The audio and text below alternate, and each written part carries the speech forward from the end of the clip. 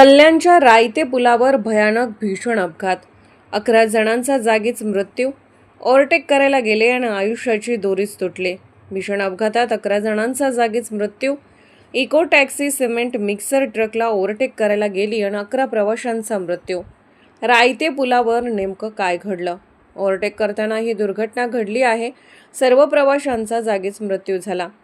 कल्याण मुरबाड अहिल्यानगर मार्गावर आज सकाळच्या सुमारास हृदय पिळवटून टाकणारी भीषण दुर्घटना घडली.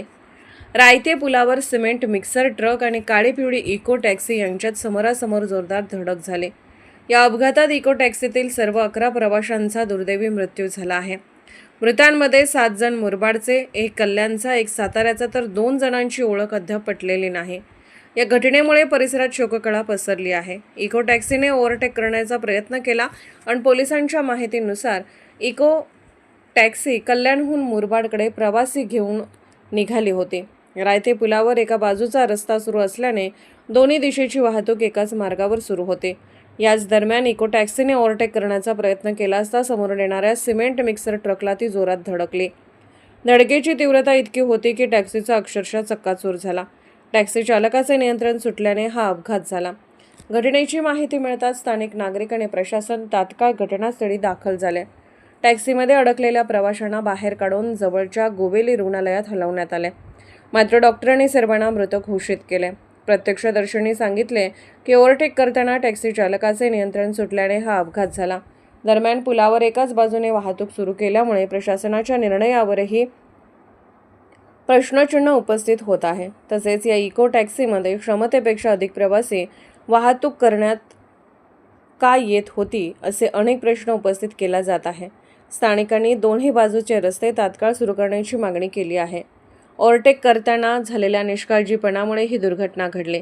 या घटनेबाबत दुःख व्यक्त करत मुरबाडचे आमदार किसन कथोरे यांनी सांगितले की रस्ता रुंद असूनही ओव्हरटेक करताना झालेल्या निष्काळजीपणामुळे ही दुर्घटना घडली.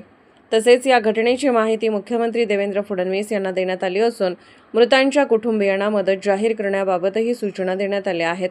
ही दुर्घटना पुन्हा एकदा महामार्गावरील बेदरकार वाहन चालकांना किती जीवघेणी ठरू शकते याची जाणीव करून देणारी ठरली आहे. देवेंद्र फडणवीसांनी व्यक्त केलं दुःख.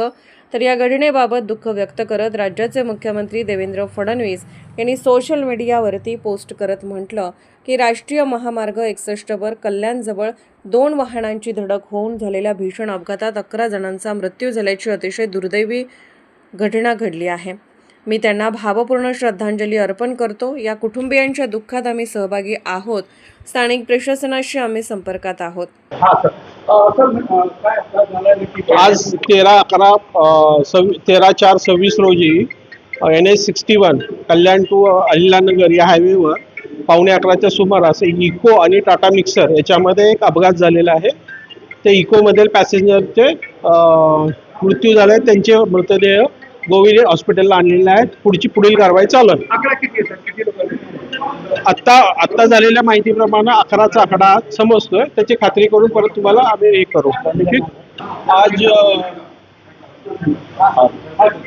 13 अप्रैल को सुबह 11:15 के आसपास एक टाटा इको और टाटा मिक्सर जो इनमें रायता ब्रिज पे ऊपर एक्सीडेंट हुआ है.